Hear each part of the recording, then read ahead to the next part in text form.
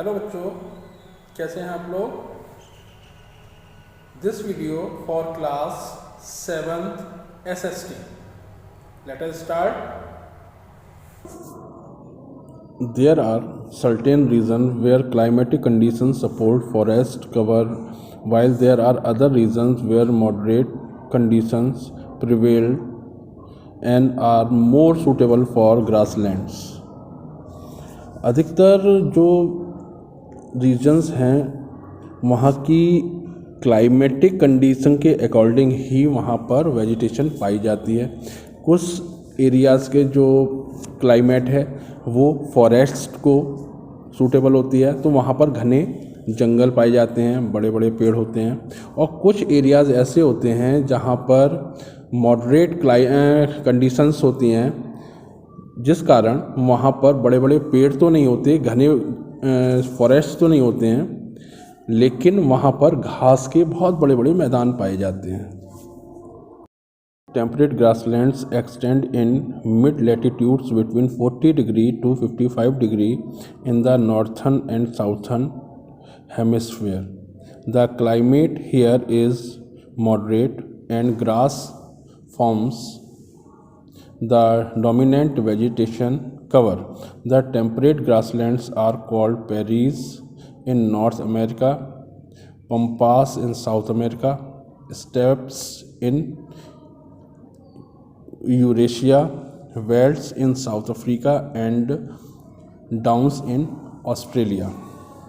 यहाँ पर टेम्परेट का मतलब होता है ना अधिक ठंडा और ना अधिक गर्म, बीच का जो मौसम होता है उसको हम टेम्परेट बोलते हैं। और जो टेम्परेट ग्रासलैंड हैं, ऐसे जो एरियाज़ हैं जहाँ पर ना अधिक गर्मी पड़ती है और ना अधिक सर्दी पड़ती है, उन एरियाज़ में अधिकतर घास के बड़े बड़े मैदान पाए जाते हैं, जो कि 40 डिग्री से लेकर 55 degree in northern and southern hemispheres में स्थित होते हैं।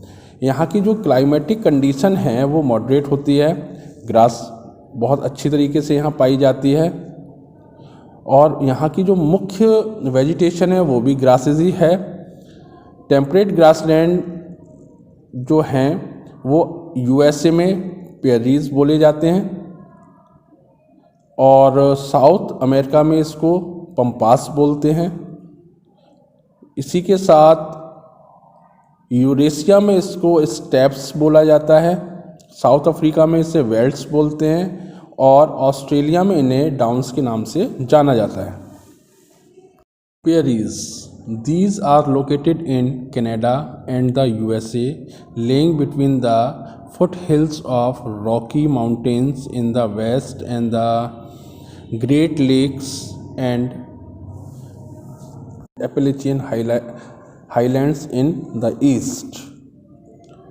जो प्रेरीज ग्रासलैंड हैं बेसिकली कनाडा और USA में पाए जाते हैं, जो कि रॉकी माउंटेन है इसके फुटहिल्स में बहुत दूर तक फैले हुए हैं, जो कि वेस्ट में सिचुएटेड है, और ग्रेट लेक्स एंड एपलेशियन हाईलैंड्स जो कि ईस्ट में है, वहाँ तक ये जो प्रेरीज हैं ये पाए जाते हैं या फैले हुए हैं।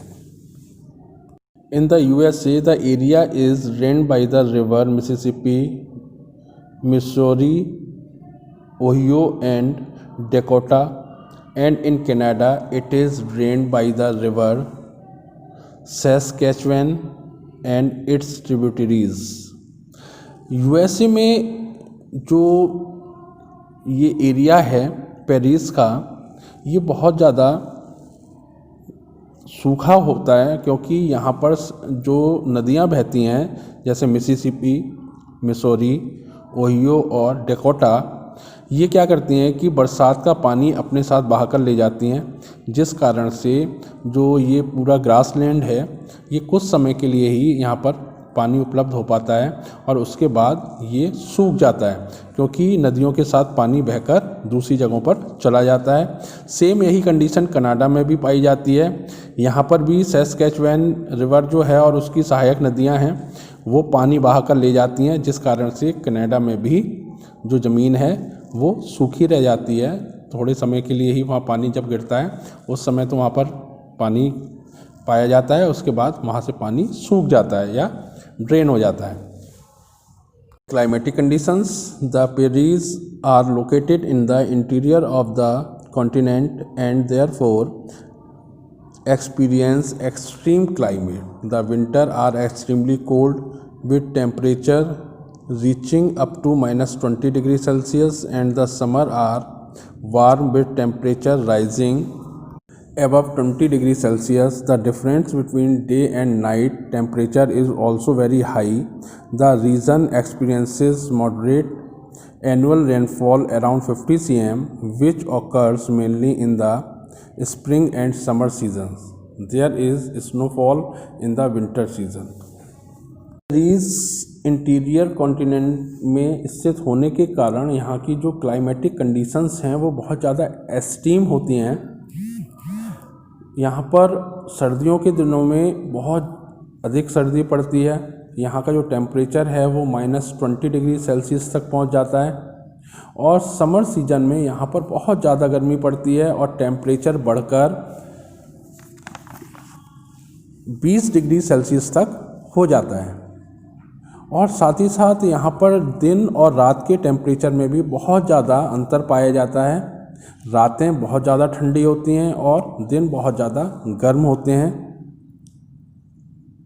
यहाँ पर जो रेनफॉल होती है वो लगभग 50 सेंटीमीटर पाई जाती है और ये जो रेनफॉल होती है बेसिकली ये स्प्रिंग और समर के सीज़न में होती है।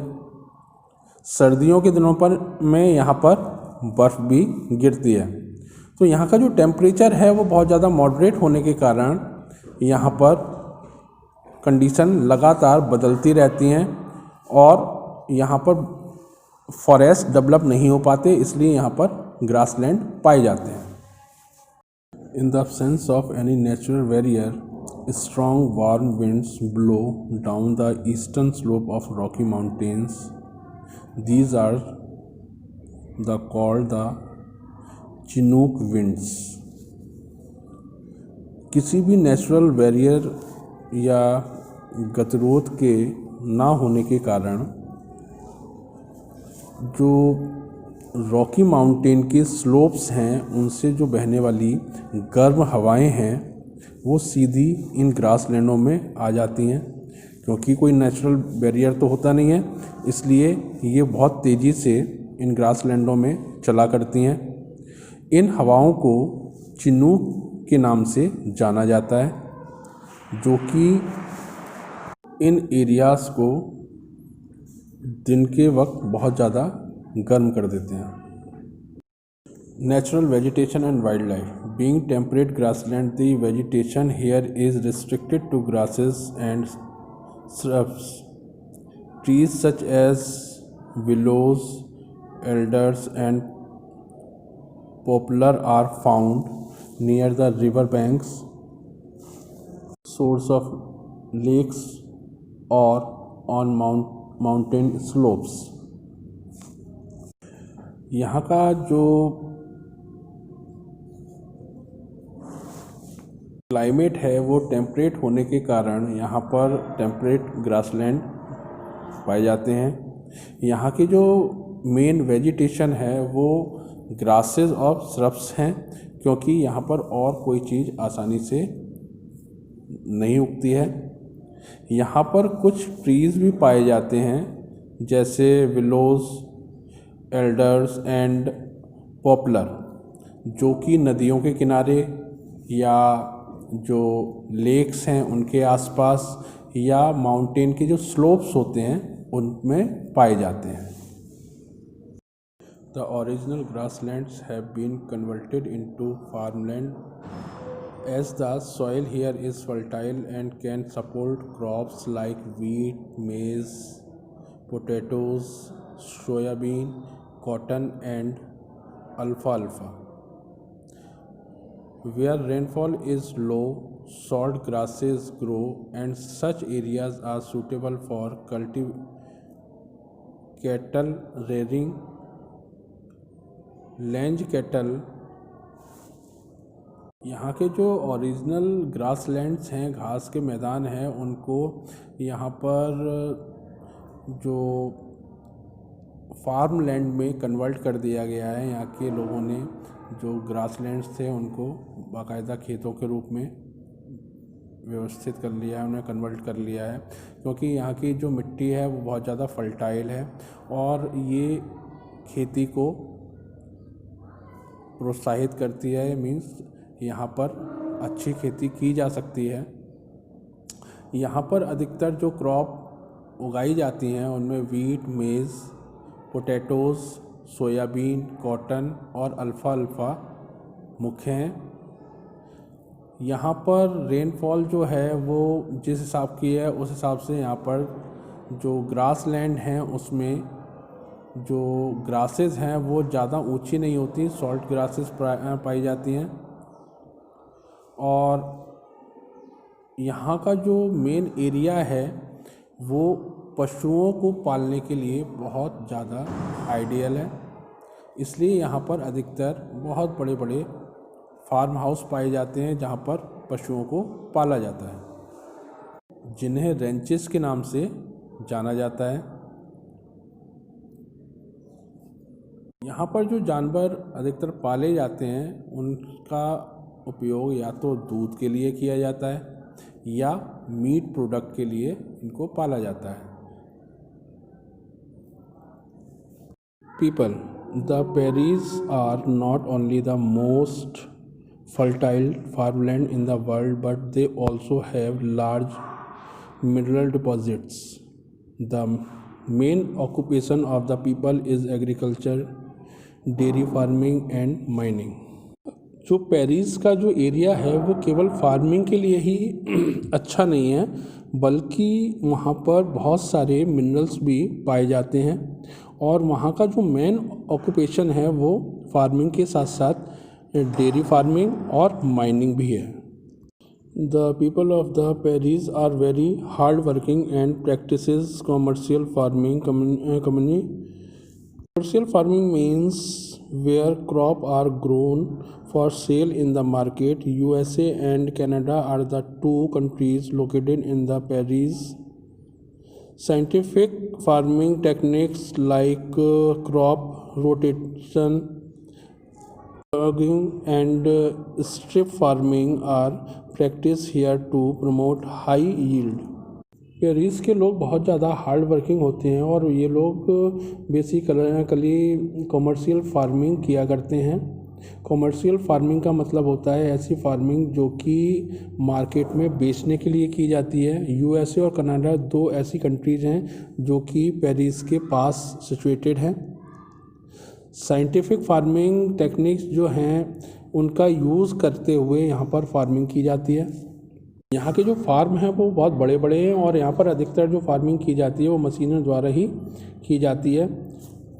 इसको ग्रेनरी ऑफ द वर्ल्ड भी बोला जाता है क्योंकि यहाँ पर बहुत बड़े पैमाने पर वीट का प्रोडक्शन किया जाता है और उसको यूरोप और एशिया के मार्केटों में सप्लाई किया जाता है।